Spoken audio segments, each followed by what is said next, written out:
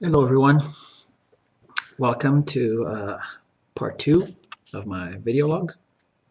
I would like to start by thanking everyone that supported the first one and encouraged me to continue all the positive support and all the questions and comments that were made on the first video.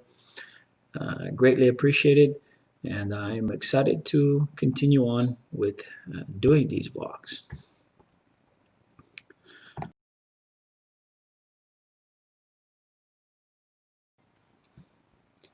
So the main question that kept coming up was everyone wanting me to speak a little bit about myself and a little bit about my history.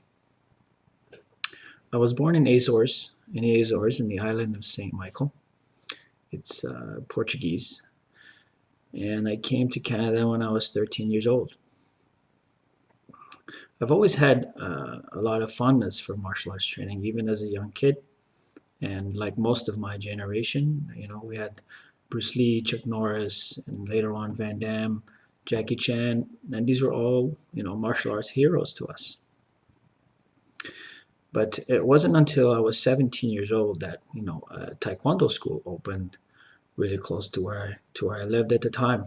Now, my parents didn't really approve of me doing martial arts, but fortunately for me, I had a part-time job. So I used that money to pay for the Taekwondo lessons. And I trained for many years in Taekwondo. And then in my late teens, I think 19, maybe 20, I started training in Muay Thai. A gentleman by name Sam Lampini, who I believe has an academy still in Toronto, started teaching classes at the same location that I was taking Taekwondo. And, I wanted something a little bit more intense, a little bit more real. So I went ahead and started training Muay Thai. And it wasn't easy by any means. I was pretty small in comparison to most of the other participants. And, I got beat up a lot. But, that being said, I have no regrets with that because, it put me through some adversity, and I was able to understand the stand-up striking aspect of martial arts training a little bit better, as far as like being able to withstand, the difficulties of being hit and in a real manner. But it wasn't until, of course, like everyone else, November 12th, 1993, UFC won. And Royce Gracie changed the martial arts world by winning the tournament and opened the eyes to Gracie Jiu-Jitsu, Brazilian Jiu-Jitsu, and the grappling effectiveness in martial arts combat. Of course, at the time, there was no Brazilian Jiu-Jitsu in Canada, so the next best thing that I could find was judo. So I started training in judo. Lucky for me, in the local community center, there was a judo club, and I started training there. And this is where I met my good friend, Richard Nanko, aka the Monkey. We started training together a little bit, and then he told me about this karate gentleman that was going to have a BJJ black belt come from Brazil to teach at his academy. So me and Monkey headed up there, and this is where, of course, I met, who is now Master Sylvia Barry and Professor Shaw Franco. And Professor Shaw started one of the first affiliated academies in Canada. And this is where I started BJJ, and this was around 1997. This is where a lot of the big names in BJJ trained that became my teammates, and some of them who are current black belts now and have their own academies and are doing very, very, very well. And some made it into the UFC, some were TKO champions in Montreal, and there was a really really solid group of guys training together at the time, and this is where I did most of my training for the next 10 years, probably more, and where I eventually got my black belt. Unfortunately, as time went by, certain things happened, and I was forced, not by choice but necessity, to do my own thing. So I opened, Body of Four Academy. Start off as a very small academy, and then we moved to a second location, and now where I'm current now is my third location. And started off as a humble academy, and now we're 12 affiliates in Ontario, and one of the most successful teams in the OJA, and very very very proud of that.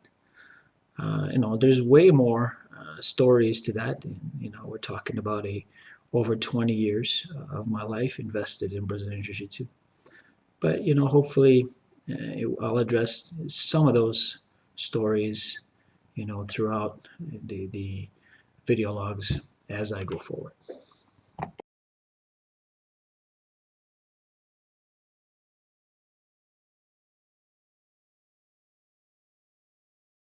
Another great question that came up was, who do I admire in BJJ and MMA?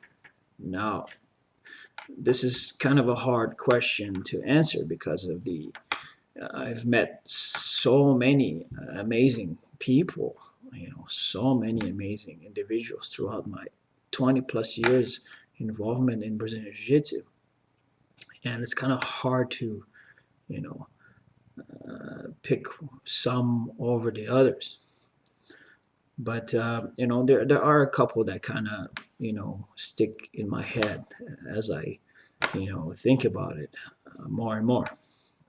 So as far as locally, I'd have to say that Tony Isaacs doesn't really get as much credit as he deserves for all the work that he does with the OJA and helping out all the promoters run the tournaments, the training of the referees, among other things, such as all the organization that goes into taking Team Canada into the JJIF Worlds. So I just want to give, Tony Isaacs a shout out for all his work. Now, as far as in BJJ and internationally, I'd have to say Professor Fabio Jurgel. He was a successful fighter, both in MMA, no holds barred, and in Brazilian Jiu-Jitsu with the gi.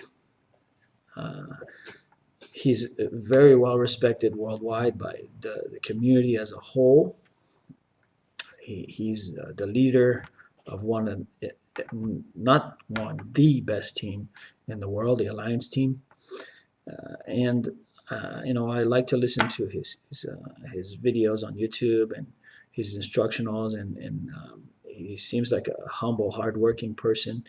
And I really, really like how professional he is in running his academy in São Paulo.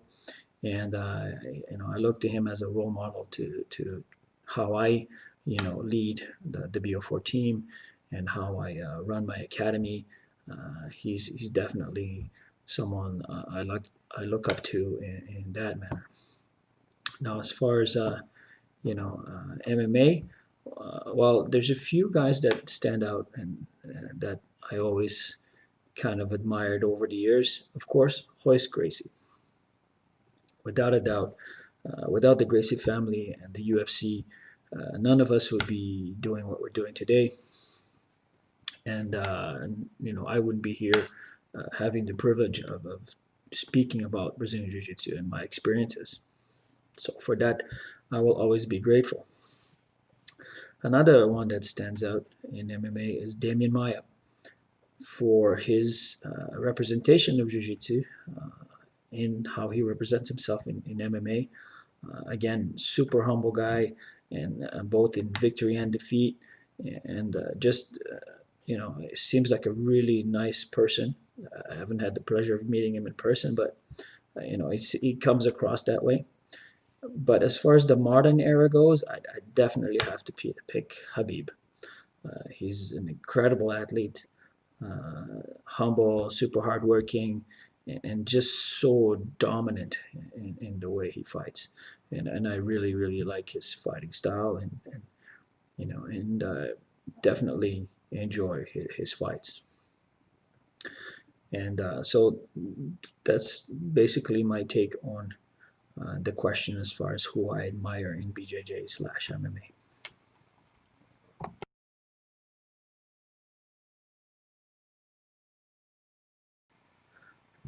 Now I'm gonna start a new thing with these video vlogs, and basically it's coaches tips, and I'll try to maybe give one tip every vlog to students in regards to their training. And my tip for this week is regular attendance. This is super important for your development and your growth. And the only way that you can improve steadily is through regular attendance. And there's something to say about that whole idea of don't be a belt chaser.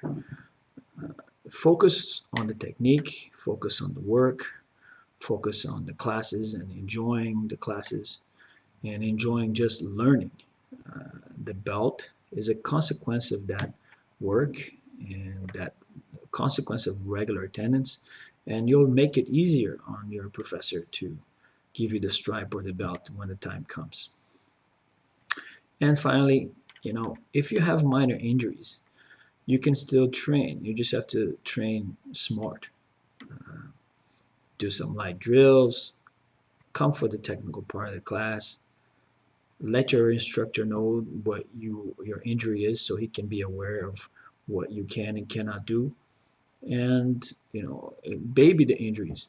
But again, if you have a small injury and you stop training, you will lose your momentum. So by still attending classes and just minimizing the intensity of your training, you can still have some growth to your game. You can still keep up with the curriculum and still make some minor leaps in your understanding of jiu-jitsu.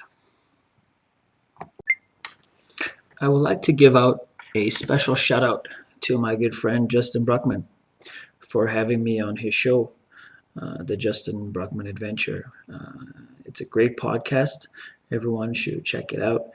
And there's a few more of those early stories and some of the things that happened back in those days in training with the Franco Bearing team. And you guys can check that out in the link somewhere on the top.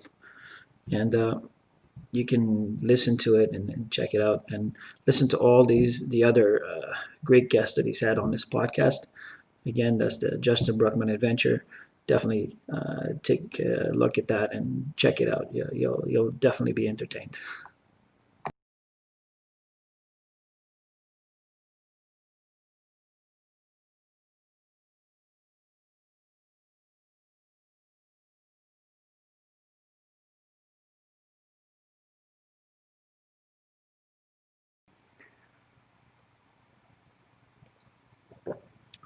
Once again, I would like to thank Fighters Market Canada, Maeda Canada, and all of those out there that have supported me and continue to support me. And I hope that this video vlog was a little bit informative. And as always, I look to learn to improve and hopefully get better every week.